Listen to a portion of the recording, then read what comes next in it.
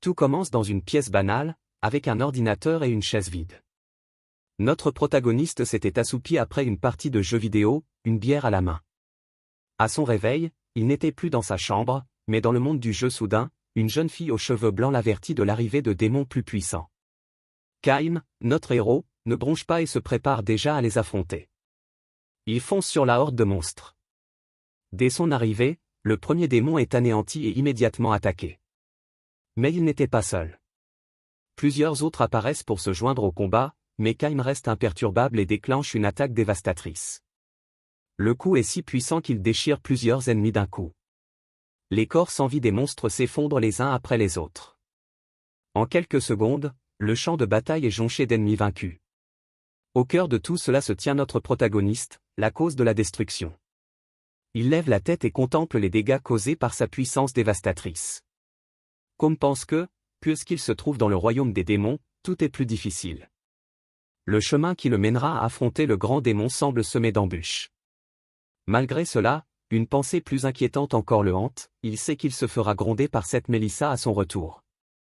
Tandis qu'il rumine cette idée, une horde gigantesque de monstres surgit. Désespérée, une jeune fille rousse appelle Katam par son nom. Mélissa arrive alors, déjà en train de le réprimander. Peu après, un chevalier en armure dorée apparaît et s'interpose dans la dispute. Il engage aussitôt le combat contre les monstres de pierre qui se trouvent à proximité. Voici Gale, le héros, qui fait la démonstration de son habileté à l'épée. Gale dit ensuite à Mélissa de remettre leur dispute à plus tard, car le combat est la priorité. Elle s'agace de son attitude, le trouvant trop rigide. Pendant ce temps, la jeune fille aux cheveux blancs prie, implorant la protection de tous. Elle s'appelle Suril et s'inquiète de l'épuisement de Kadim.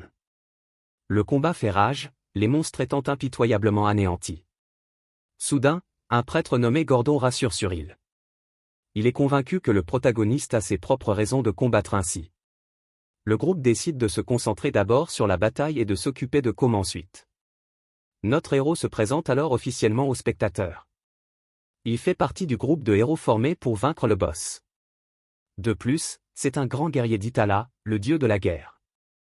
Mais notre protagoniste cache un secret insoupçonné. Au fond, c'est un homme ordinaire, transporté dans le jeu. L'histoire est assez classique, un héros rassemble des amis pour sauver le monde.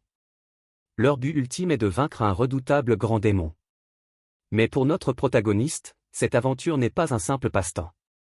Pour quelqu'un de normal qui n'a jamais fait de mal à personne, cette vie est un véritable enfer. Pour survivre, il doit prendre des mesures extrêmes, car ce monde est tout simplement trop cruel pour un être humain ordinaire. Il active alors son pouvoir et se transforme en berserker sanguinaire. Devenu fou furieux, son esprit n'a plus qu'une seule obsession, tuer toujours plus de démons. Il croit que s'il vainc tous les ennemis qui se présentent, il pourra enfin échapper à ce monde maudit qu'il abhorre. Aussi, il fait ses adieux à cette vie de souffrance et de brutalité sans fin. Complètement transformé, il perd le contrôle et devient un monstre. Son seul désir est de quitter cet endroit au plus vite. Impatient d'accélérer le processus et d'en finir une fois pour toutes, il gravit une montagne de cadavres, déchaînant sa fureur, et, dans sa folie, se met à dévorer les monstres qu'il a abattus. Soudain, un démon ressemblant à une succube apparaît sur le champ de bataille. Elle observe le protagoniste dans cet état et le traite de démon. Elle l'attaque, mais il jure d'exterminer toute leur espèce. Le regard fou et dément, il hurle qu'il boira jusqu'à la dernière goutte de sang. Il se jette sur elle de toutes ses forces, mais quelqu'un l'appelle au loin. Une lumière aveuglante jaillit et une voix exhorte leur calme à se réveiller. Peu à peu, il reprend ses esprits, encore désorienté. Gisant au sol, Mélissa appelle Kyle malgré ses graves blessures. Dans un accès de rage, notre héros l'avait attaqué sans s'en rendre compte. Lorsqu'il reprend conscience, il est stupéfait d'entendre la voix de son ami. Il n'arrive pas à croire qu'il est sombré dans une telle folie. Le pouvoir du berserker le rend lentement fou. Ce qui n'était autrefois qu'un texte dans le jeu est devenu une véritable malédiction. Cette folie envahit son esprit et le dévore de l'intérieur. Le sang des démons, jadis répugnant, a désormais un goût sucré à ses yeux. Il se demande s'il pourra garder la raison jusqu'à ce qu'il ait vaincu le grand démon. Ses instincts le poussent à tout tuer et à tout dévorer, mais Mélissa l'enlace par derrière, parvenant à apaiser sa fureur. Bien que blessée, elle insiste sur le fait qu'elle va bien et que ce n'est pas sa faute. Kadim s'excuse et elle lui dit que c'est désormais à leur tour de le protéger. Leurs autres coéquipiers s'approchent, inquiets de la situation. Cyril et Gordon promettent d'aider notre héros à combattre la folie. Gordon menace même de frapper Kaim s'il perd à nouveau le contrôle. Puis, le héros Gale demande si tout le monde a fini de se reposer. S'ils ont repris leur souffle, il est temps d'avancer. Il tend la main à Kaim, disant qu'ils doivent sauver le monde ensemble. Notre protagoniste accepte son aide et réaffirme son lien avec le groupe. Ainsi, épuisés physiquement et mentalement, ils poursuivent leur route jusqu'à atteindre enfin le boss. Gale crie alors le nom de notre héros. Kaim se jette sur le grand démon pour lui porter le coup fatal. Le monstre rouge n'a même pas le temps de réagir à l'attaque surprise. Notre protagoniste concentre toute sa force dans une puissante frappe tournoyante. Gale observe la scène avec soulagement tandis que le combat touche à sa fin. Le coup atteint le grand démon de plein fouet, le laissant sans défense. Aussitôt, le corps de l'ennemi commence à se désintégrer en plein vol. Melissa observe de loin le dénouement de cette longue bataille. Elle se demande si c'est enfin terminé. Gordon s'approche d'elle et pose une main sur son épaule pour la réconforter. Souriant, il confirme que oui, le combat est terminé. La jeune fille est sous le choc, incapable de réaliser pleinement sa victoire. Soudain, elle remarque un phénomène étrange, une lumière mystérieuse se met à briller sur le champ de bataille. Personne dans le groupe ne comprend ce qui se passe. Cyril crie désespérément, demandant où est leur Cam. Leur héros laisse tomber son arme et se dirige vers la lumière. Gale tente de l'arrêter, criant qu'il ignore ce qui l'attend. Mais le protagoniste l'ignore et poursuit sa route. Il se retourne alors pour jeter un dernier regard à ses amis. Il dit que ce fut un véritable honneur de combattre à leur côté. Gale tente de l'arrêter, mais il est trop tard. Une lumière aveuglante les éblouit tous. Le protagoniste disparaît, trop faible pour se tenir debout. Cyril s'effondre, épuisé par tout ce qui s'est passé. Seul sur le champ de bataille, la lumière illumine son chagrin. La jeune fille appelle Katam d'une voix déchirante. Pendant ce temps, le héros traverse un lieu obscur, laissant derrière lui des traînées de lumière. Il avance dans les ténèbres. Incertain de ce qu'il attend, il réalise que rien n'a changé et songe à ce qu'il fera à son retour. Son premier désir est une bière et une bonne nuit de sommeil. Il se sent coupable de ne pas avoir dit au revoir, mais promet de ne plus jamais jouer. Il accepte de ne plus jamais revoir ses amis et fait ses adieux à sa vie de guerrier. Soudain, une porte de lumière apparaît et il la prend pour la sortie. Mais en s'en approchant, il aperçoit quelque chose d'effroyable et est saisi d'effroi. Il a peine à croire ce qu'il voit et espère que ce n'est qu'un cauchemar. Au-delà du portail, une croix étincelante émerge des ténèbres. Son choc se mue rapidement en désespoir et il se met à rire de façon incontrôlable. Notre protagoniste éclate alors d'un rire de pure folie, à son grand désarroi, et se retrouve maintenant dans une file de prisonniers emmenés par des gardes. Ses mains sont menottées et il tente encore de comprendre ce qui s'est passé. Tous marchent sur un chemin de terre, sans savoir où ils vont. À côté de lui, un vieil homme se plaint d'avoir été arrêté injustement pour vol. Un des gardes s'irrite rapidement et ordonne le silence. Les prisonniers se taisent aussitôt, craignant le pire. Le garde grommelle alors qu'ils ne sont qu'une bande de voyous bruyants, mais un autre homme tente sa chance et prétend avoir lui aussi été arrêté par erreur. Le soldat se tourne vers lui et lui demande d'un ton très rude ce qu'il veut. L'homme jure qu'on l'a piégé et insiste sur le fait qu'il n'a jamais rien vendu en rapport avec les démons. Le garde le fixe en silence, à peine attentif à son récit. Le prisonnier comprend alors qu'il a été piégé. Il aperçoit le jeune paladin à cheval et comprend que c'est lui le coupable. Le garde sait aussi que s'il fait une erreur, le paladin l'achèvera. Il accuse donc le prisonnier de douter de la parole d'Elgus Champion et le renvoie, lui assurant que s'il est innocent, il sera libéré un jour. Le pauvre homme retourne dans la file, désespéré de s'en sortir. Le garde le plaint, mais sait qu'il ne survivra pas longtemps. Pourtant, laissant de côté le marchand, il semble penser à autre chose. Le garde reporte alors son attention sur notre protagoniste, menotté juste derrière lui. Il se demande comment ils ont réussi à capturer un barbare aussi puissant. Pendant ce temps, notre héros erre parmi les autres, complètement désemparé. Il se demande ce qui se passe. Son corps est le même, mais toute sa puissance a disparu. Du moins, la folie et la culpabilité qui le rongeaient se sont également dissipées. À en juger par le message du mode Nouvelle Partie Plus, il est revenu au tout début. Pourtant, il ne comprend toujours pas ce qui se passe. Il fait remarquer à un vieil homme que même les jeux ne commencent pas comme ça. Soudain, un vieil homme non loin de là lui offre une racine séchée. Il lui conseille de la mâcher pendant le voyage pour ne pas s'ennuyer. Notre protagoniste se tourne vers le vieil homme, intrigué par cette gentillesse inattendue. Le vieil homme explique que des barbares l'ont aidé jadis, et que c'est sa façon de les remercier. Notre héros reprend la route, toujours quelque peu méfiant. Kadim lui demande alors comment il a été capturé, mais le vieil homme répond qu'il n'en sait rien. Ce dernier continue simplement à marcher, le visage empreint de tristesse. Notre héros se dit que les paladins de l'Empire sont hostiles aux païens. Surpris, le vieil homme lui demande s'il ignore l'existence de l'Empire lucanien. Cam se souvient qu'il s'agissait d'un royaume, mais le vieil homme rétorque que c'était il y a bien longtemps. Il se demande s'il n'est pas tombé dans un monde parallèle et demande où ils vont. Le vieil homme les avertit qu'à Luan, ils auront affaire à l'inquisition des juges. Notre héros se dit qu'au moins, ils ne le tueront pas tous d'un coup. Le vieil homme, désespéré, ne voit aucun espoir dans leur situation. Il déclare, « Les inquisiteurs sont fous et traiteront notre héros comme un jouet. » Le vieil homme décrit les horreurs qu'ils lui infligeront. Soudain, un paladin l'attaque, l'accusant de trop parler. Le malheureux s'effondre, sans avoir pu se défendre. Le paladin déclare alors que quiconque insulte un agent d'Elgap le paiera de sa vie. Il esquisse un sourire cruel, manifestant son indifférence totale. Son cheval se dirige ensuite vers notre héros. Le paladin demande si c'est le barbare qui a déclenché toute cette histoire. Il ordonne à notre jeune homme de s'incliner et de supplier pour avoir la vie sauve. S'il s'excuse, le paladin promet de l'épargner.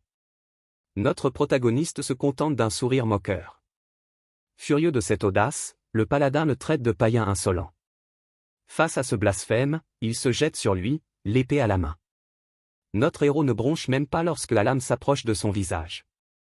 Un léger sourire confiant se dessine au coin de ses lèvres. Le paladin, stupéfait, ne comprend pas sa réaction. Les mains menottées, notre héros dégaine son épée sans effort. Le paladin tente de dégainer à son tour, mais la force de notre héros est irrésistible. Désespéré, il hurle à notre protagoniste de lâcher son épée. Notre héros rétorque alors que, puisqu'il l'a demandé gentiment, il obtempère. D'un seul geste, il projette le paladin et son cheval au loin. Furieux, le chevalier jure de juger le païen sur le champ. Incrédule, notre héros bondit sur le paladin pour en finir avec le combat. L'impact au sol est si violent qu'il soulève un nuage de poussière. Lorsque la fumée se dissipe, le chevalier gît, vaincu. Son cheval, incapable de supporter l'effort, est traîné en haut de la colline. Notre protagoniste observe la scène, impassible. Le paladin se relève, incrédule qu'un païen ait osé l'attaquer. Il déclare, « Notre héros paiera pour avoir blessé un envoyé de Dieu. » Notre garçon pense que, puisque le chevalier est novice, une telle attaque ne lui sera pas fatale. La lance du chevalier se met alors à briller d'une énergie bleue. Il se redresse et empoigne son arme, prêt pour un nouveau combat. Notre protagoniste reconnaît la lance et sait ce qui va se passer. Le paladin se met à prier son dieu Helga, maître de la lumière éternelle. Une lumière divine descend des cieux et le fortifie d'une force sacrée. Il déclare qu'au nom d'Helga, il jugera notre héros pour ses péchés. Sa lance étincelante, le paladin charge de toutes ses forces. Il s'avance rapidement vers notre héros, prêt à lui porter le coup fatal. Pressentant le danger imminent, notre protagoniste se prépare. Il sait que, dans son corps actuel, il n'a pas la moindre chance d'esquiver. Soudain, la lance de lumière le frappe de plein fouet avec une force dévastatrice. L'impact est si violent qu'il le projette au loin et brise ses menottes. Notre héros s'écrase contre une charrette, détruisant tout sur son passage. La main sur la poitrine, il sent une énergie bleue irradier de sa blessure. Le paladin est stupéfait de le voir encore en vie. Après s'être approché, il déclare, « La résistance du barbare est ridicule. » Notre héros pense que, même avec ses pouvoirs réinitialisés, il lui en reste un, et ce pouvoir est précisément celui de se transformer en berserker de sang. Il se demande alors comment se sortir de cette situation délicate. Soudain, notre protagoniste perçoit une odeur familière provenant de la charrette. Le paladin continue de s'avancer vers lui, indifférent à tout. Il affirme reconnaître la force du barbare, mais insiste. Le combat s'arrête là. Il ordonne à notre héros d'accepter le pardon d'Helga par la mort. Le chevalier est alors stupéfait de reconnaître cette même odeur étrange. Se bouchant le nez, il se demande d'où provient cette puanteur insupportable. Notre protagoniste laisse échapper un petit rire sinistre à l'adresse du paladin. Perplexe, ce dernier lui demande s'il a finalement perdu la raison. Notre héros répond que la déesse Helga semble l'avoir choisi comme nouvel agent. Il plonge alors la main dans l'épave de la charrette et en retire quelque chose, une tête de gobelin, source de l'odeur nauséabonde. Dégoûté par cette vision, le paladin s'éloigne de la tête répugnante. Une blessure à la poitrine de notre héros s'illumine, formant un symbole sacré. Avec un sourire confiant, il fait face au paladin muet. Puis, notre protagoniste ramasse ce qui reste de l'ogre comme un trophée. Et à la stupéfaction générale, il serre la tête du gobelin devant lui. Le sang immonde de la créature se met à couler le long de son corps. Sans hésiter, notre héros le boit tout entier, laissant le paladin abasourdi par la scène. Les soldats et les chevaliers restent figés, incapables de croire ce qu'ils voient. Dégoûté, le paladin déclare notre héros trop impur pour s'approcher et ordonne à un garde choisi au hasard d'achever le travail. Tandis que le sang du monstre coule dans ses veines, une aura rouge émane de notre héros. Le pauvre soldat tremble à l'ordre, mais n'a d'autre choix que d'obéir. Rassemblant son courage, il charge en hurlant sur notre protagoniste. Le garde tente de frapper avec sa lance, mais notre héros est plus rapide. D'une main, il saisit le visage du soldat avec une force incroyable, le soulevant du sol sans effort. Désespéré, le garde implore grâce, suppliant qu'on ne le laisse pas mourir. Le paladin est horrifié par la force du barbare. Sans hésiter, notre héros porte un coup fatal au soldat. Il réalise alors qu'il ne s'agissait que d'un faible démon, auquel il n'avait accordé qu'une force minimale, suffisante pour échapper à la procession maudite. Ses yeux rougeoient. Il hurle que c'est plus que suffisant. Dans un cri de fureur, il déchaîne toute sa puissance nouvellement acquise. Un garde balbutie de peur, incapable de parler clairement. Terrifié, il crie à tous que notre héros est un monstre. Pris de panique, les soldats laissent tomber leurs lances et fuient désespérément le chaos. Le paladin leur crie alors de ne pas reculer et de former une ligne de bataille. Il les avertit également que quiconque tentera de fuir sera sévèrement puni selon la loi militaire. Le chevalier pense que s'il le frappe encore quelques fois, l'ennemi finira par tomber. Mais soudain, notre héros lui lance la tête du gobelin. L'impact est si violent que le paladin est projeté en arrière. Incapable de se relever, il s'effondre au sol, étourdi par le coup qu'il vient de recevoir. Levant les yeux, il aperçoit la tête du démon et est déconcerté. Puis, le chevalier semble comprendre quelque chose et se met à transpirer abondamment. Soudain, il saisit le danger et est sidéré. Notre protagoniste fonce sur lui à une vitesse incroyable. Le paladin se prépare rapidement au combat imminent. Il se met à prier son dieu, Helga, le maître de la lumière éternelle. Les yeux brillants, il implore la force d'en finir avec le serviteur des démons. Notre héros bondit dans les airs pour porter un coup dévastateur. Le paladin hurle le nom de son dieu et prépare une puissante contre-attaque, lançant son attaque de lumière sur Cam de toutes ses forces. Affichant un sourire sauvage, le paladin croit la victoire acquise. Mais notre héros apparaît soudain derrière lui et lui demande si c'est tout. Le chevalier, stupéfait, se met à transpirer abondamment, complètement déconcerté. Notre jeune homme manie la lance de lumière sans effort. Aussitôt après, il prépare un coup de poing, la main rougeoyante. Le coup frappe de plein fouet, avec une violence inouïe, projetant le paladin au loin. La force de l'impact résonne dans le ciel avec une puissance incroyable. La caméra recule, révélant le chevalier à terre, roué de coups. D'une voix faible, le paladin balbutie, suppliant notre héros d'arrêter. Il reconnaît son erreur et implore son pardon, le visage enfoui dans le sol. Notre protagoniste le fixe, le visage illuminé par la fureur. Puis il lui tourne le dos et le paladin le remercie, croyant avoir la vie sauve. Pourtant, intérieurement, il maudit notre héros et jure vengeance. Il reste allongé dans l'herbe, tentant de reprendre son souffle après le combat. Le paladin jure de se venger, mais remarque soudain quelque chose d'étrange. À côté de lui, une lance est plantée dans le sol, tout près de sa tête. Puis, les pieds de notre protagoniste apparaissent. Le chevalier lève les yeux et aperçoit l'ombre de notre héros qui se profile au-dessus de lui. Dans ses yeux, la terreur pure de celui qui sait que tout est fini. Notre garçon ramasse la lance et déclare qu'il prie toujours Helga. Il ajoute qu'il espère que le chevalier pourra rester auprès de son dieu. Désespéré, le chevalier supplie notre garçon d'attendre encore un peu. Mais notre protagoniste le traite de petit chiot d'Elga et l'attaque sans pitié. Le paladin se relève alors en rampant, la lance pressée contre sa poitrine. Notre héros jette ensuite un regard sur le côté, le visage grave. Il réalise que les autres gardes tentent de s'échapper. Il court désespérément et hurle pour leur échapper. Notre garçon se souvient d'une importante leçon de sa jeunesse. Pendant ce temps, les soldats continuent de courir sans se retourner. L'un d'eux jette même un coup d'œil derrière lui pour voir s'il est toujours poursuivi. Il se croit en sécurité, mais soudain, une lance le frappe de plein fouet. Il n'était pas le seul. Les autres tombent un à un. La leçon était simple, ne jamais laisser de traces. Mais un dernier garde parvient à se cacher au milieu d'un buisson. Le pauvre homme tremble de peur, se couvrant la bouche pour ne pas faire de bruit. Cependant, notre protagoniste sait déjà qu'il est là et esquisse un sourire. Il saisit alors une lance et la lance avec une force incroyable. L'arme file comme une fusée vers le soldat caché et le frappe de plein fouet. Après avoir éliminé tous ses adversaires, notre héros appelle un frère. Le vieil homme qui lui a indiqué le chemin le félicite d'avoir vaincu le paladin. Il lui demande ensuite d'enlever ses menottes, mais reçoit un coup de poing en guise de réponse. Les autres prisonniers sont sous le choc. Notre héros se jette alors sur le vieil homme. À cette vue, les malheureux prennent la fuite, désespérés, mais notre protagoniste leur saute dessus et leur inflige une nouvelle leçon impitoyable.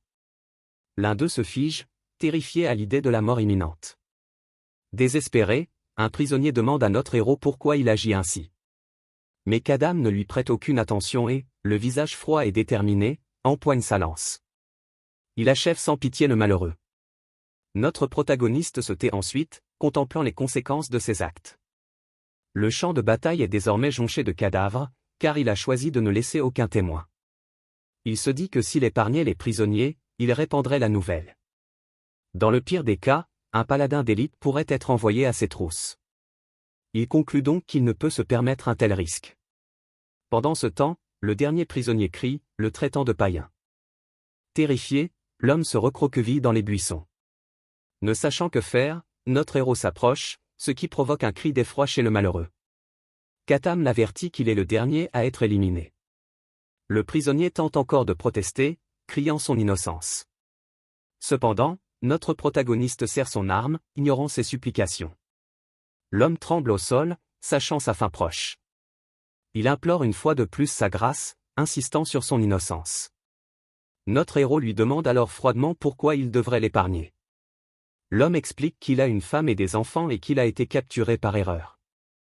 Voyant que rien d'autre ne fonctionne, il crie, demandant à notre héros s'il a besoin d'un guide. Intrigué par la proposition, notre héros demande ce qu'il entend par « guide ». L'homme prétend être un marchand connaissant bien la région, et notre héros décide de le mettre à l'épreuve. Kadim l'interroge alors sur la Lucanie, qui, dans son souvenir, n'était qu'un royaume. Le marchand est totalement déconcerté par la question de notre protagoniste. Il suppose que, puisque le héros est un barbare, il doit venir d'une contrée très lointaine. De plus en plus impatient, notre héros exige une réponse immédiate. L'homme répond que l'Empire a été fondé il y a 248 ans. Kadim demande alors quelle année cela correspond dans le calendrier lunaire, ce qu'il sait. Le marchand explique que ce calendrier ancien a déjà plus de 1130 ans. Notre protagoniste est stupéfait de réaliser que le calendrier qu'il utilisait autrefois appartient désormais au passé. Il s'enquiert ensuite du continent, de la plus ancienne église et du royaume des démons. L'homme explique que la Lucanie, jadis unifiée, est désormais divisée en 3 parties.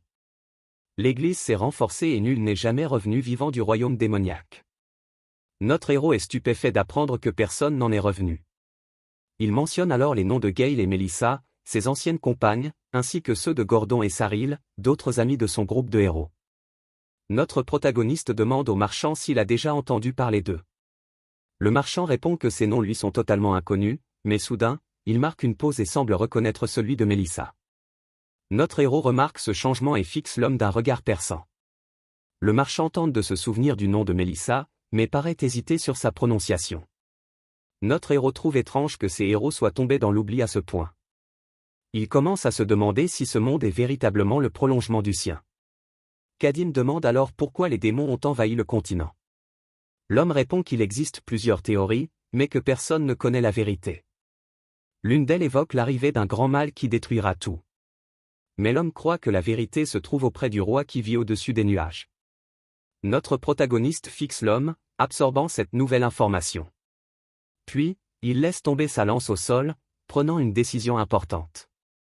Le marchand pousse un soupir de soulagement et regarde notre héros s'éloigner. Kadim se met alors à marcher seul à travers le vaste champ verdoyant. Il conclut qu'il a dépassé de 300 ans son voyage initial. Notre garçon se souvient de son expulsion de son monde d'origine. Et maintenant, tout le savoir qu'il possédait autrefois est obsolète. Ses anciens compagnons, qu'il a laissés derrière lui, n'existent plus. Avec une expression de tristesse, il réalise que tous sont devenus poussière en cette nouvelle ère. Il se demande s'il vaut la peine de vivre en répétant les mêmes massacres. Il ne veut plus boire de sang de démon pour apaiser sa folie. Et rien ne garantit qu'il rentrera chez lui, même s'il termine le jeu une nouvelle fois. Les yeux fermés, il semble prendre une décision concernant son avenir. Soudain, notre héros saisit la lance et la brise en deux sans effort. Le marchand, complètement déconcerté, ne comprend pas son geste. Il pointe alors la pointe acérée de la lance vers son propre cou. L'arme en main, notre garçon s'apprête à en finir. Désespéré, le marchand lui demande ce qu'il tente de faire. Notre héros pense que s'il poursuit son voyage, il aura de nombreux regrets.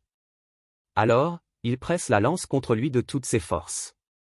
Il espère seulement qu'après cela, il n'y aura pas d'écran de fin de partie sans issue.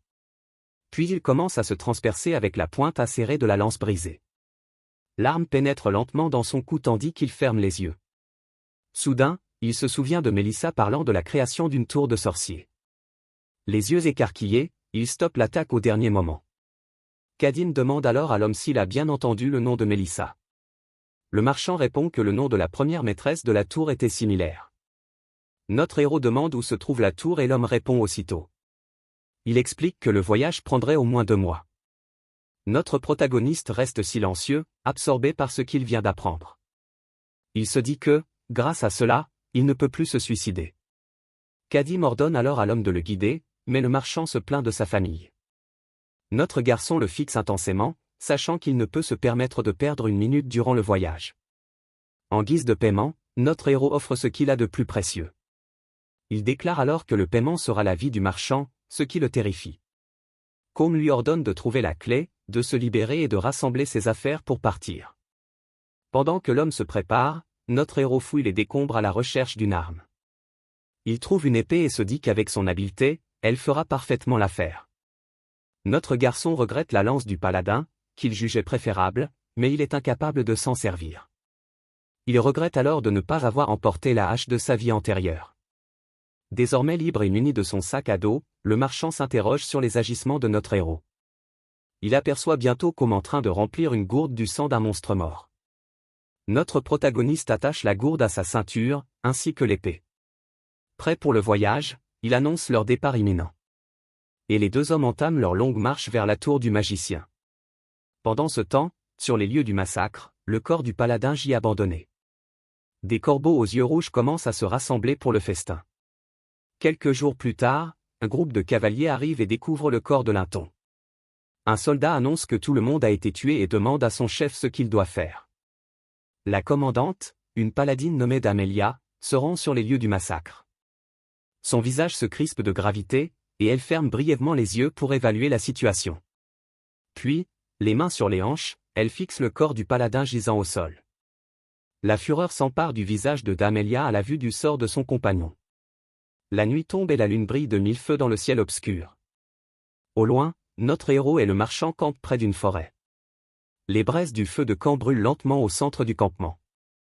Notre protagoniste semble dormir paisiblement près des flammes. Le marchand entrevoit alors une occasion en or de fuir le monstre.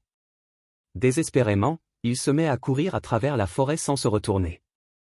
Épuisé, il puise dans ses dernières forces pour s'échapper. Duncan, l'homme, exulte de joie d'avoir enfin réussi à se libérer. Il est convaincu de devoir fuir le plus loin possible pour se sauver. Duncan sait qu'il est dangereux de voyager seul, mais le véritable problème est ailleurs. Son compagnon de voyage est un barbare qui dévore les démons. Ces derniers jours, le marchand avait tenté d'être aimable, offrant à Com de la nourriture et lui tendant même une couverture pour se réchauffer. Lorsque Duncan essaya d'engager la conversation, il l'ignora superbement. Le barbare parle rarement et ne répond qu'aux questions essentielles. Duncan en conclut que ce n'est pas un homme, mais une bête. Il se dit que si c'était le seul problème, il pourrait le supporter. Soudain, pourtant, notre héros surgit de nulle part, juste devant lui. Avec un sourire narquois, il remarque que le marchand est très lent, laissant Duncan bouche bée. Duncan reste sans voix devant la rapidité de notre héros, qui a à peine indiqué la bonne direction avant de disparaître sous ses yeux. Notre protagoniste, les bras croisés, attend que Duncan le rejoigne. Son regard est si intense qu'il sonne comme un avertissement au pauvre marchand. Ne vous attardez pas. Duncan se demande si les jambes du héros sont d'acier, tant il est à bout de force. Le marchand sent que s'il continue à ce rythme, il ne tardera pas à ramper. C'est pourquoi il décide d'échapper au monstre coûte que coûte. L'occasion idéale se présente et il s'élance à travers la forêt obscure sans hésiter. Il pense que, dans l'obscurité, notre héros ne se rendra pas compte de sa disparition. Mais soudain, le malheureux s'arrête net et pâlit de désespoir. Son sac à dos, rempli de tous ses trésors, est resté au campement. Il craint que rebrousser chemin ne réveille la bête, mais il ne veut pas perdre ses biens. Cependant, il décide que sa propre vie est plus importante et poursuit sa fuite. Épuisé, il s'arrête et réalise qu'il est complètement perdu dans la forêt. Malgré tout, il ressent un soulagement, se croyant enfin libre. Soudain, une voix lui demande pourquoi il est si pressé. Duncan est paralysé par la peur, incapable de croire ce qui se passe. Juste devant lui, notre héros lui demande pourquoi il s'enfuit ainsi. D'un regard froid, il rappelle au marchand le paiement promis. Le pauvre Duncan tremble tellement qu'il ne peut prononcer un mot. Désespéré, il se jette à terre et implore le pardon de notre héros. Il s'incline et s'excuse, promettant de ne plus jamais recommencer. Mais notre héros veut connaître la raison de cette fuite pour éviter qu'elle ne se reproduise. D'un air grave, il exige que le marchand lui explique pourquoi il a pris la fuite. Duncan balbutie, disant que le rythme de Com est trop rapide pour lui. Le marchand explique que s'il avait continué à cette vitesse, il serait mort. À ces mots, il est certain de pouvoir enfin ralentir. Notre protagoniste reste silencieux, assimilant l'information, et à la surprise de Duncan, il lui dit simplement de retourner au camp. Notre héros annonce alors qu'il marchera un peu plus lentement désormais. Tournant le dos au marchand, il reprend le chemin du retour. Le pauvre Duncan est complètement déconcerté par la réaction de notre héros. De retour au camp, le feu brûle maintenant avec beaucoup plus d'intensité. Tandis que notre protagoniste monte la garde, le marchand dort paisiblement, bien qu'il semble faire des cauchemars, suppliant de ne pas mourir. Notre héros observe la scène sans manifester la moindre réaction.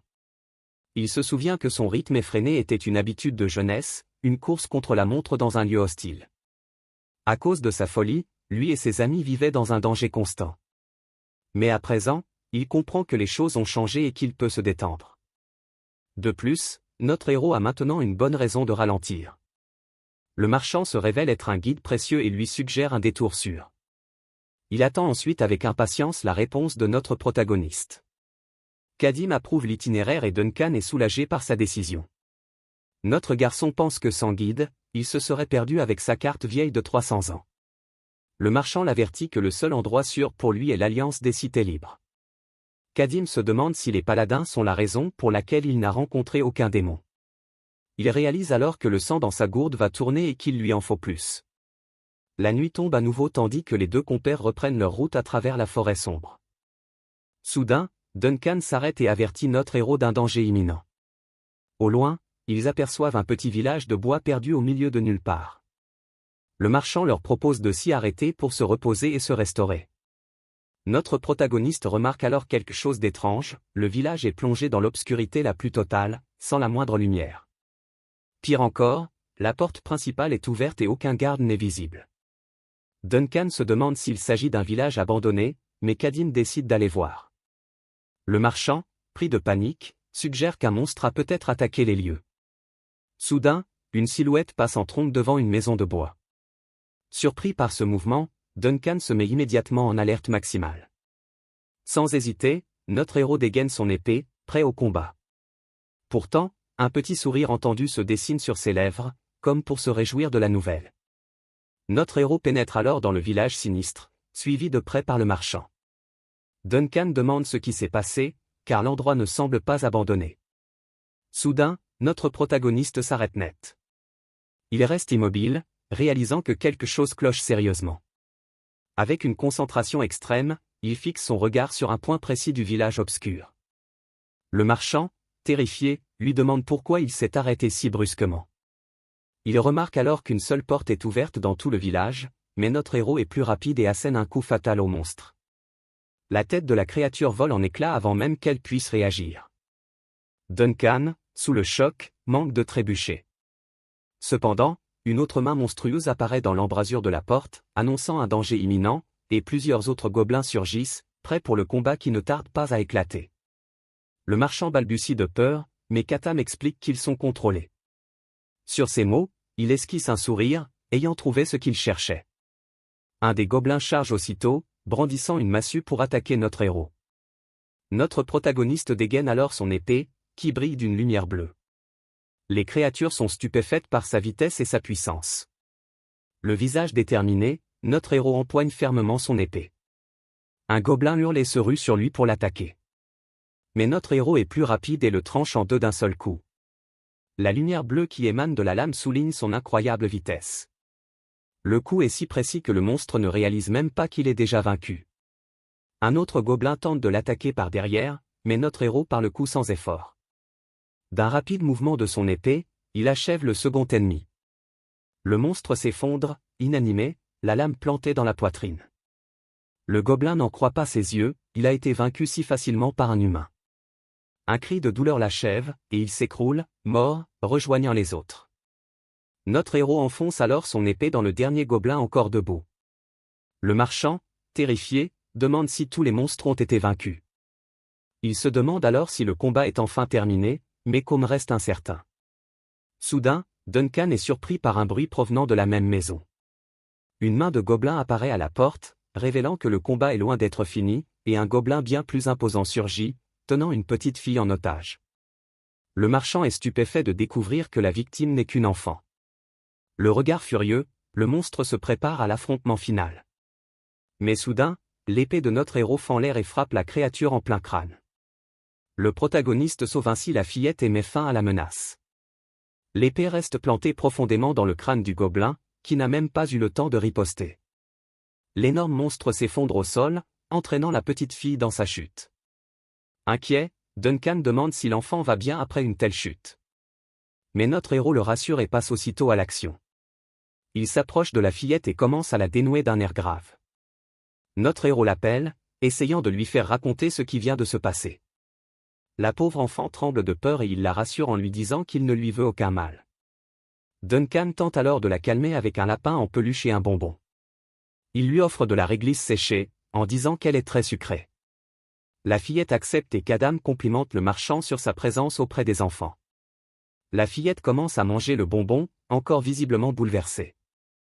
Duncan mentionne qu'il a un fils à peu près du même âge et notre héros se tait. Soudain, la petite fille appelle sa mère, laissant les deux hommes perplexes. Le marchand promet de l'aider à retrouver sa famille, mais la fillette révèle que ses parents l'ont abandonnée là, la laissant mourir seule. Notre héros est abasourdi, ne s'attendant visiblement pas à une confession aussi choquante. Duncan demande alors qui l'a ligoté si cruellement.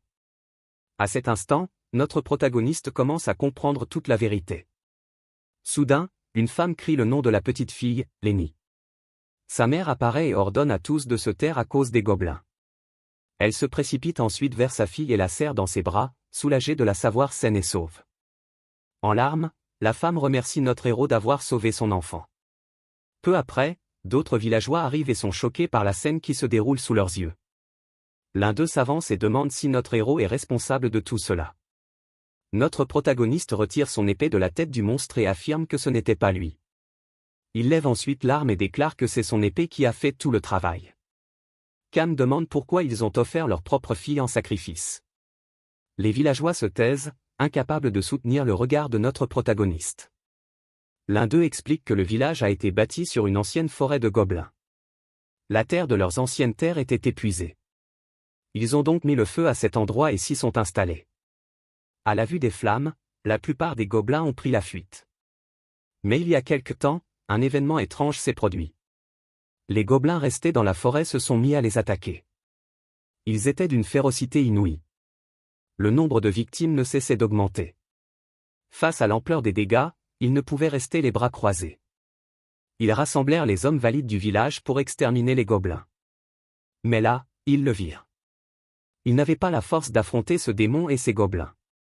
Incapables de résister à l'offensive des gobelins, ils finirent par abandonner et se rendre au démon. Il ajoute, le démon ne les tua pas. Au lieu de cela, il dit qu'il reviendrait la semaine prochaine. Et de chaque foyer, ils devront offrir l'enfant le plus inutile en sacrifice. Le marchand, choqué, demanda si les autres enfants étaient déjà partis, les accusant d'être des traîtres. Et comment pouvaient-ils faire cela à leurs propres enfants? L'homme répondit froidement, qui sacrifierait-il alors? Leur fils aîné ou leur fille sur le point de se marier? Le marchand, furieux, répliqua qu'ils auraient pu quitter le pays. L'homme lui demanda s'il pensait qu'il serait facile de trouver un autre village, car ils comptaient déjà détruire leur récolte. S'ils partaient maintenant, ils mourraient de faim. Le barbare frappa alors la table du poing, la brisant et attirant l'attention de tous. Il demanda à la créature, combien de cornes avait-elle sur la tête? L'homme, surpris par le quichin, répondit qu'elle n'en avait aucune. Notre protagoniste resta silencieux un instant. Puis il empoigna son épée et dit, « Bien. Montrez-nous le chemin. » L'homme, visiblement surpris, demanda, « Où allons-nous » Le barbare, l'air rassuré, demanda, « Où croyez-vous qu'il aille, à ce démon » L'homme ayant répondu que le démon n'avait pas de cornes, notre protagoniste en conclut qu'il s'agissait d'un démon mineur. Il ne présente aucune caractéristique le distinguant des autres démons. Il se demande s'il s'agit d'un démon primordial. Dans ce cas, il ne devrait pas être trop difficile à maîtriser. Plus tard, alors qu'il marche vers la grotte, l'homme prend soudainement la parole et s'excuse auprès de RMC de n'avoir rien à offrir en guise de paiement, car tout le village peine à survivre. Le barbare explique qu'il le fait par nécessité et qu'il n'est donc pas tenu de lui donner quoi que ce soit. L'homme le traite alors de mercenaire. Notre protagoniste, armé d'une hache, propose de la prendre à sa place, car il ne possède qu'une seule arme, ce qui ne pose aucun problème à l'homme. Le groupe arrive ensuite à l'entrée de la sombre grotte du démon. Notre héros reste silencieux, observant les lieux avant d'y pénétrer. Effrayés, les villageois déclarent retourner protéger le village. Duncan, indigné, leur demande s'ils sont venus uniquement pour leur montrer le chemin. Mais Combe rétorque que les lâches ne font que gêner et ordonne au seul marchand de l'accompagner, car il a besoin d'un porteur de torche pour éclairer son combat contre le démon. Le pauvre Duncan est sous le choc, car ce n'était pas ce à quoi il s'attendait, et tous deux pénètrent donc dans la grotte obscure, notre héros en tête. Duncan demande alors pourquoi il n'a pas réprimandé les villageois lâches. Notre protagoniste lui demande s'il a déjà vu un démon vivant. Le marchand balbutie, non, il n'a vu que des cadavres au marché noir. Cam explique qu'affronter un démon de front change une personne à jamais. Il ne reste plus que la peur et l'instinct de survie. Mais Duncan trouve cela toujours immoral, car même les animaux protègent leurs petits. Notre héros rétorque que pour survivre, il faut parfois commettre des actes terribles.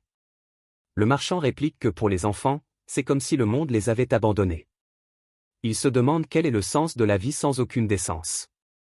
Soudain, Katam s'arrête, surprenant Duncan.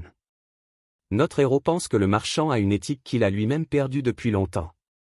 Inquiet, Duncan demande si les autres enfants sont encore en vie. Notre protagoniste ferme les yeux et se concentre un instant. Il explique alors que si le démon est véritablement maléfique, il gardera les enfants en vie.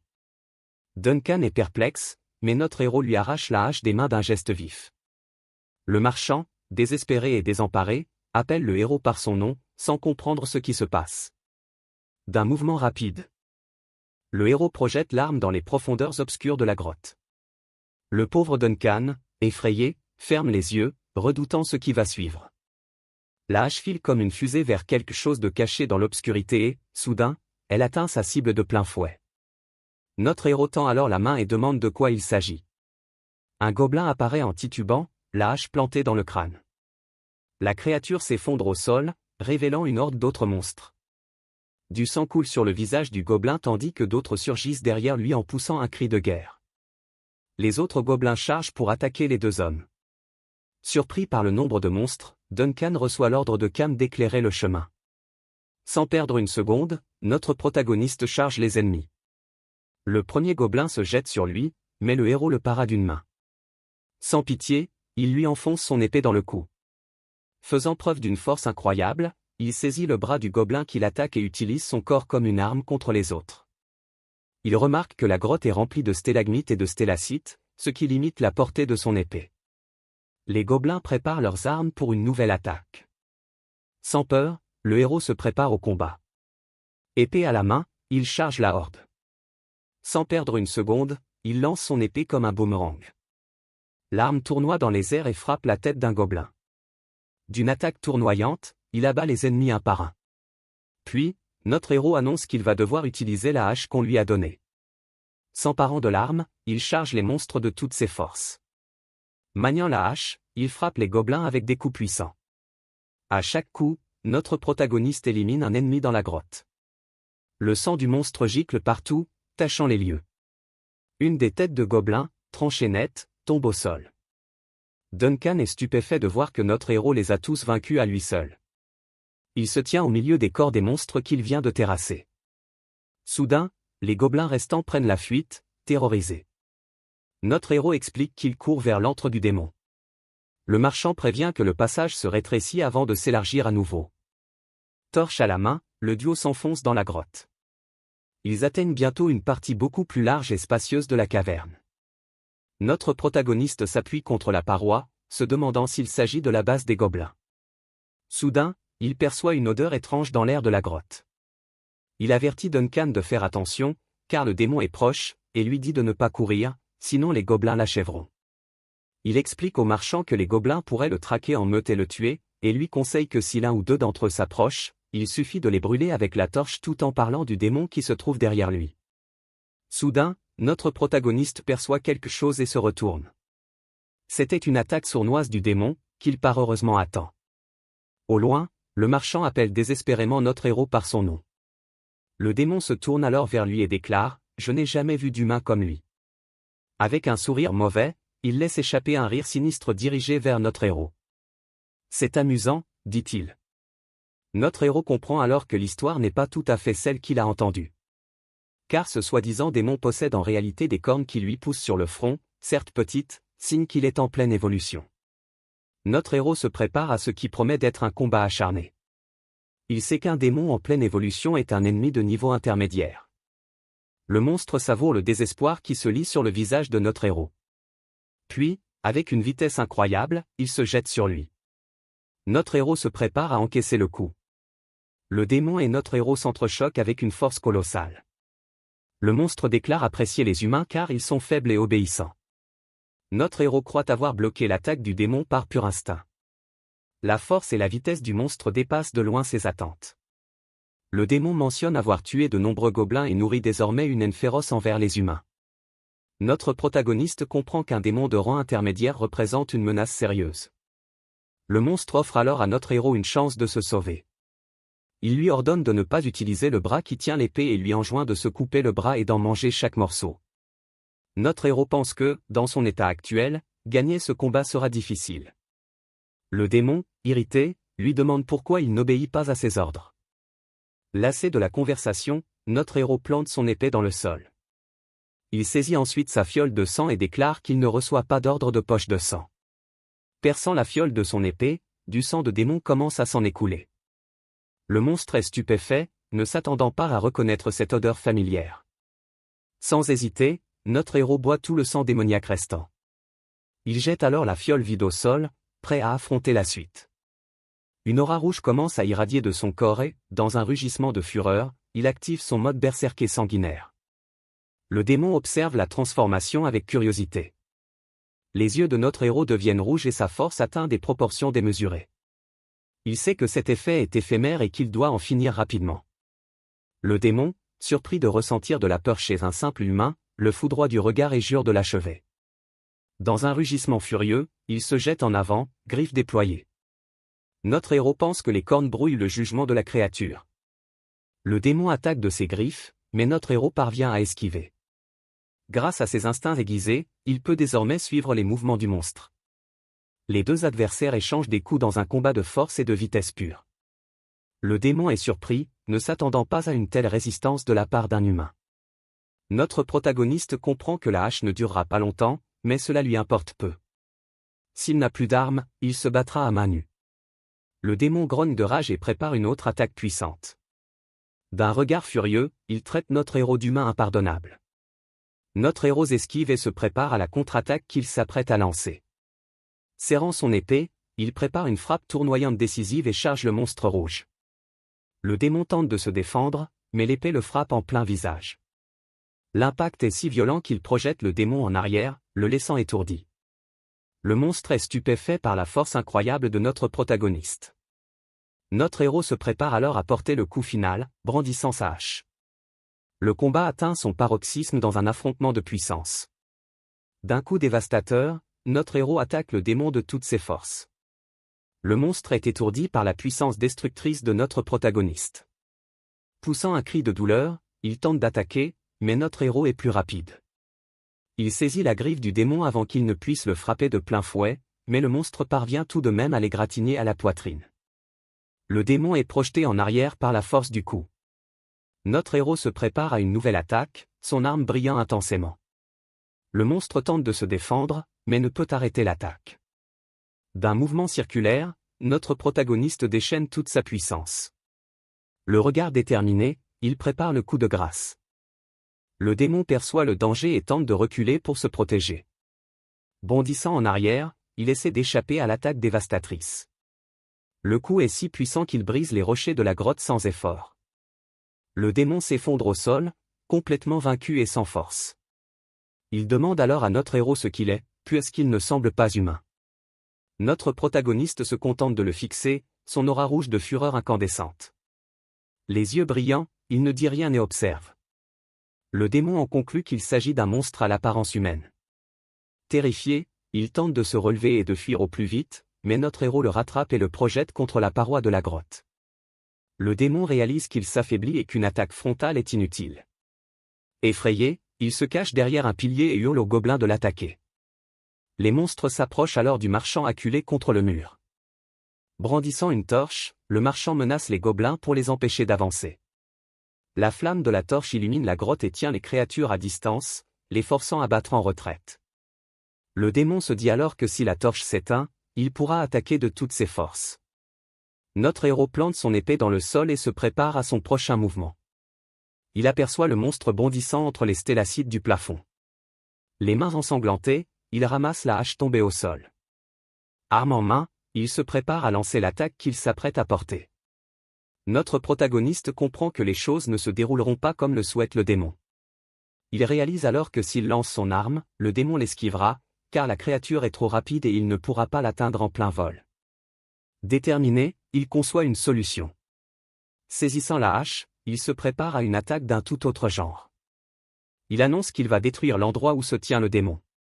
D'un lancer puissant, il projette sa hache contre le plafond de la grotte. Le monstre, surpris, ne s'attend pas à une telle attaque. L'arme tournoie dans les airs avec une force incroyable, fonçant sur les rochers. L'impact est si violent qu'il brise les stélacites du plafond. Au loin, le marchand et les gobelins observent la scène, perplexes. Sans aucun point d'appui, le démon commence à chuter parmi les décombres. L'explosion soulève un nuage de poussière qui envahit toute la zone. L'épée de notre héros, solidement plantée dans le sol, attend son prochain mouvement. Le démon se plaint d'avoir de la poussière dans les yeux, l'aveuglant momentanément. Saisissant l'occasion idéale, notre héros prend appui et charge, profitant de la distraction du monstre. Il attaque de toutes ses forces, assénant un coup précis qui enfonce l'épée en plein œil du démon. La créature hurle de douleur sous l'assaut soudain. Avec un sourire narquois, notre héros remarque que sa tête a plutôt de l'allure maintenant, même avec cette blessure. Le démon réplique en hurlant qu'il va quand même achever notre protagoniste. Surpris que le démon soit encore en vie, malgré sa tête transpercée, notre héros s'agace et traite la créature de nuisance. Alors que le monstre se prépare à porter le coup final, il hurle d'agonie et supplie notre héros d'arrêter. Mais notre protagoniste ne montre aucune pitié et, d'un coup dévastateur, il retire son épée avec une force décuplée. Il fend la tête du démon en deux. La créature n'a même pas le temps de réagir avant d'être envoyée à abattre. Tandis que le corps du monstre s'effondre au sol, le combat épique prend enfin fin. Notre héros réalise alors que les effets du sang démoniaque s'estompent. Il pousse un soupir de soulagement, ayant failli devoir se battre à bout de force. Soudain, un bruit l'interpelle et il se tourne, surpris. Les gobelins restants semblent désormais désorientés et bien plus calmes qu'auparavant. Cam comprend que l'énergie démoniaque qui les contrôlait a disparu. Malgré tout, il empoigne son épée, prêt à affronter la suite. Sans hésiter, il attaque l'un des gobelins qui se tenait là. Notre héros explique qu'il compte tous les éliminer, puisqu'ils sont déjà devenus des semi-bêtes. Un des gobelins, effrayé par son approche, tente de réagir, mais Cam ne lui laisse pas le temps et se jette sur la créature. Le petit monstre n'a même pas le temps de voir ce qui le frappe avant d'être abattu sans pitié. Notre héros poursuit le massacre et aperçoit un gobelin qui tente de s'éclipser. Peu après, il découvre le dernier gobelin, une torche à la main. Alors qu'il s'apprête à l'achever, il est soudainement interrompu. Lorsque le marchand crie désespérément son nom, il s'empare de l'épée de notre héros pour parer l'attaque. Surpris et déconcerté par le geste de son compagnon, notre héros observe le marchand, tremblant de peur, qui parvient à retenir la lame à main nue. Le marchand se tourne vers notre héros, l'air profondément inquiet. Duncan parvient à stopper l'attaque et notre héros recule un instant, essayant en silence de comprendre ce qui vient de se passer. Le marchand lui demande s'il va bien, remarquant que son apparence est étrange. Notre héros le rassure, affirmant que tout va bien et que les enfants doivent être à l'intérieur. Le marchand accepte et lui propose de s'occuper des gobelins. Ensemble, ils s'enfoncent plus profondément dans la grotte, notre héros portant le démon. De retour au village, les habitants célèbrent le retour des enfants disparus. Les familles se retrouvent dans une joie et un soulagement immense. Notre héros est accueilli par tous comme un véritable sauveur. Lorsqu'un villageois lui offre à manger, Duncan s'enquiert de la récompense. Parents et enfants pleurent de bonheur d'être enfin réunis. Notre héros insiste pour que la nourriture soit donnée d'abord aux enfants et ajoute que le marchand devrait aller manger avec eux. Duncan, stupéfait, remercie notre héros pour son immense bonté. L'un des enfants sauvés regarde notre héros avec une expression effrayée. Le marchand, Duncan, se met alors à réfléchir aux actions de notre héros. Il se souvient de ce qu'il a vu dans la grotte et est horrifié par la scène. Les enfants sauvés étaient en transe, répétant des paroles étranges. Notre héros explique qu'ils ont subi un lavage de cerveau constant. On les oblige à répéter sans cesse la même chose jusqu'à ce que leur esprit soit brisé. Une enfant répétait sans cesse la ruine et la mort de l'humanité. De plus, elle se disait l'enfant la plus inutile du monde. Le lavage de cerveau était si intense que même un prêtre n'a pas pu y résister. Cam explique que le fait que leurs parents les aient abandonnés est profondément ancré en eux et qu'ils ne pourront jamais grandir normalement. Duncan est horrifié et demande pourquoi un démon commettrait un acte aussi cruel. Notre protagoniste répond que c'est tout simplement leur nature, ils se nourrissent du désespoir. Le marchand, saisi par la dureté de la situation, reste sans voix. Il comprend enfin pourquoi un démon moins cruel aurait pu mettre fin au jour des enfants sur le champ, mais il se demande encore si leurs parents se repentent de leurs péchés et s'occupent d'eux de tout leur cœur. Ne pourraient-ils pas se racheter d'une manière ou d'une autre ? Il cite un proverbe selon lequel la sincérité peut remuer le ciel. Notre héros dit que ce n'est pas totalement impossible. Mais doute que des parents qui les ont abandonnés puissent les sauver. Duncan est alors bouleversé par la tragique réalité à laquelle ses enfants sont confrontés. De retour au présent, notre héros quitte déjà le village, le démon sur le dos. Duncan lui crie après, lui demandant pourquoi il part si brusquement et lui suggérant de se reposer, ajoutant que ses blessures ne sont pas encore complètement guéries. Cam répond que des témoins sont déjà arrivés et que l'Empire ne laissera pas passer l'élimination d'un paladin. Le marchand se souvient qu'un barbare a jadis abattu un paladin d'Elgus. De ce fait, notre héros remarque, s'ils n'ont pas de chance, ils sont déjà suivis. Pendant ce temps, sur le lieu du massacre, des corbeaux tournoient au-dessus d'une paladine et de ses soldats. Le commandant du groupe observe la scène de crime avec gravité. Avant de partir, notre héros utilise une dague pour drainer le sang du démon, lui incisant le cou pour recueillir ce dont il a besoin devant tous. Il remplit sa fiole du sang du monstre mort, pensant qu'une demi-fiole suffira largement en cas d'urgence. Après avoir recueilli le sang, il jette le reste du corps du démon à terre. Un villageois demande à notre héros ce qu'il compte faire du corps de la créature. Notre héros répond qu'il n'en a pas besoin et leur ordonne de tout brûler. L'homme, perplexe, le croit chasseur de démons pour gagner sa vie. Il suggère même que vendre le corps pourrait rapporter gros. Cependant, notre héros les avertit que l'odeur du sang attirera d'autres monstres. D'un air grave, il demande au village s'il veut risquer une nouvelle attaque. Effrayé, le villageois balbutie qu'il ne veut plus d'ennui. Alarmés, les autres villageois se préparent à brûler le corps. Soudain, une vieille femme s'approche de notre héros par derrière et, en signe de gratitude, lui offre une paire de bottes et une ceinture.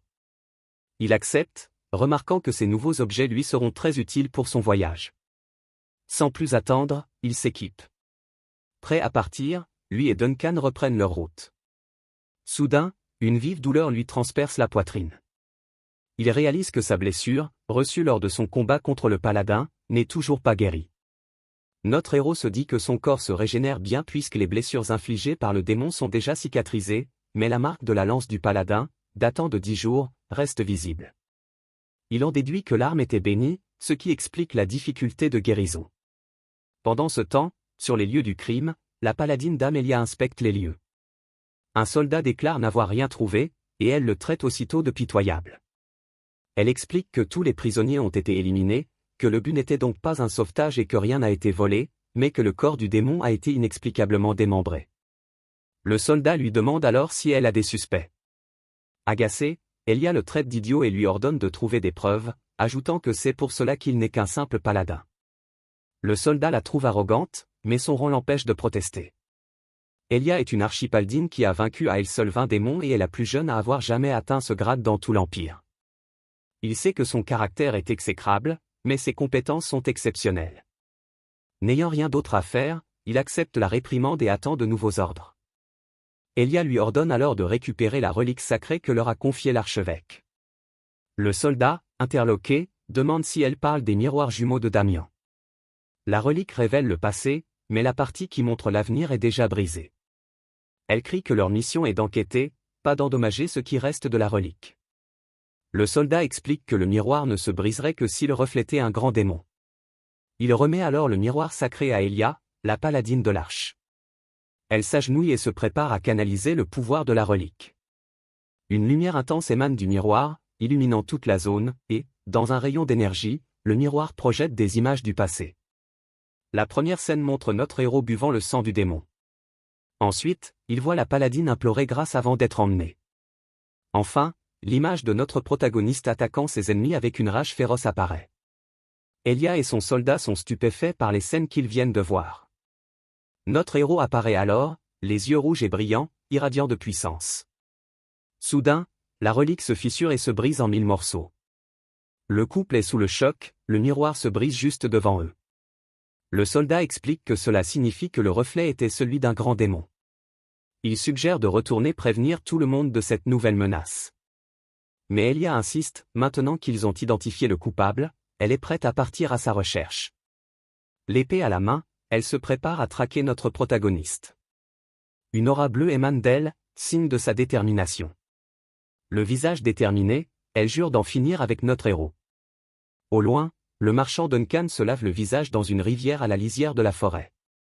Il se dit alors que, pour son fils, il ne cesse de s'inquiéter.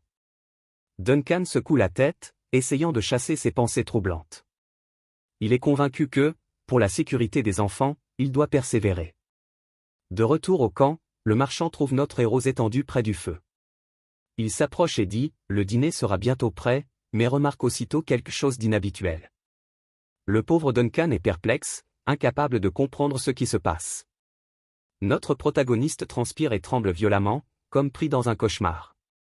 Le marchand trouve cela étrange, car quelqu'un qui chasse les démons ne devrait pas tomber malade. Soudain, il aperçoit la blessure sur la poitrine de notre héros et est choqué. Kaim réalise alors qu'il aurait dû reconnaître plus tôt le danger de la lance. L'arme était porteuse d'une bénédiction mortelle contre les démons, mais sans effet sur les humains. Or, notre héros est un berserker qui combat en utilisant du sang de démon. Duncan dit qu'il aurait dû se reposer, mais la blessure ne guérira pas si facilement. Notre héros demande alors quelle était la phase de la lune la nuit précédente. En entendant la réponse, il dit que c'est une chance qu'il n'ait pas raté le bon moment. Soudain, un bruit venant de la forêt surprend le marchand, qui se met immédiatement en alerte. Il se demande ce que cela peut être et espère que ce n'est rien de grave. Quelques instants plus tard, plusieurs yeux brillants apparaissent dans l'obscurité, et la patte d'un loup gigantesque s'abat violemment sur le sol, les effrayant tous deux. Des ténèbres émerge un loup massif que Duncan reconnaît comme un loup-lame. Malgré sa blessure, notre héros affronte la nouvelle menace d'un air grave. Sans hésiter, il empoigne sa hache et son épée. Il ordonne à Duncan de rester en arrière, et le marchand s'inquiète pour lui. Notre héros déplore que ce monde maudit ne lui accorde aucun répit. Néanmoins, il se tient prêt à affronter la meute, paré à toute éventualité. Avec une pointe de défi, il lance que les bêtes auraient pu attendre avant de s'occuper d'un malade. La meute les fixe de ses yeux sauvages et affamés. Bien qu'affaibli, notre héros prend une profonde inspiration et se prépare au combat. Entouré de monstres, il se place de manière à protéger le marchand. Soudain, un loup charge de toutes ses forces pour lancer l'attaque.